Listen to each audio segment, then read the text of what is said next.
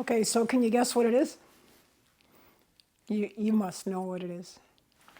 It's a ground sheet. Simple little ground sheet. So what are these good for? Why would I insist on having one? For many reasons. Obviously the basic one is for using it with your tent. And especially this year on the PCT, I noticed that like most of, well, I shouldn't say most, but over 700 miles of my hike was in sand. And sand is one of the sharpest things that you can put your tent on. Very abrasive. Sandpaper, you know the drill. Anyways, so it saved the bottom of my tent. And the thing is, you know, for the, what is it, $75 I paid for a Dyneema ground sheet, it saved $1,000 tent. So yeah, and I mean, this is pretty beaten up just from the 700 miles of the desert. This is actually probably needing to be replaced pretty soon. Although I'll wait till it gets holes in it, just because, well, just because. At any rate, yeah, so there is that. The other thing you can certainly use this for is in a storm, you can wrap it around you for extra rain protection or wind protection, protection from the cold, etc. Definitely, like you saw me outside, because it's a pretty windy, cold, rainy day today. Today would be a good example of using a ground sheet. What else did I use a ground sheet for? On the Appalachian Trail last year, I slept in shelters quite a bit at the beginning when it was really cold. It would go down to freezing or below. And so in these shelters, they would have wooden platforms that you set up on.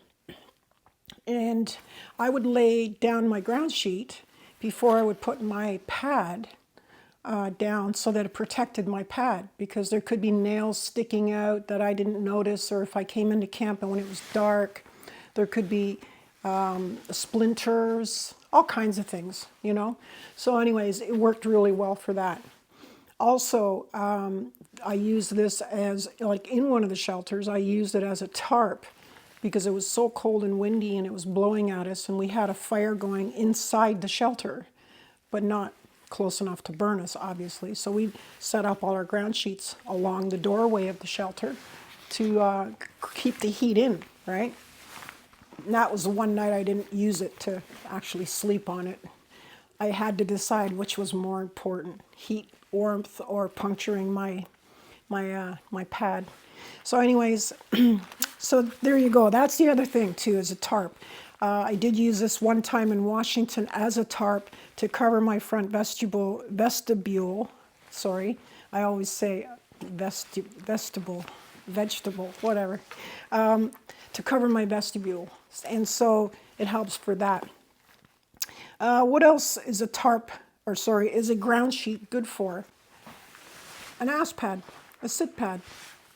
Absolutely. Sit down on the ground with it. If it's wet on the ground or it's muddy or whatever, just dirty, it keeps your clothes cleaner. You lay it down, you can flatten it out and have a picnic on it, or you can just double or triple it up like this, and it's thicker, it's maybe a little more cushiony. Most of the ass pads we have now aren't that cushiony anyways. It's more just to protect you from what you're sitting on. That would be the only reason to bring a pad like that, or to put it under your sleeping pad at night. So really, this could be just as handy as that for sitting on around camp, etc. I've also used this on my pack. I've wrapped this around my pack and used it as a makeshift pack cover. I've only done that once, and I mean, it's not something I would do all the time, but I just thought it'd be something, you know, worth mentioning.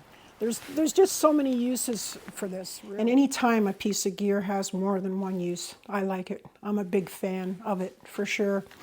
And yeah, so I don't know what you think about that. If you have any comments, I welcome them. Any opinions or maybe uses for them that I haven't thought about yet. I could only think of those few. I've only used them for those few, but I'm sure there's many more uses for them. Anyway, let's go get it.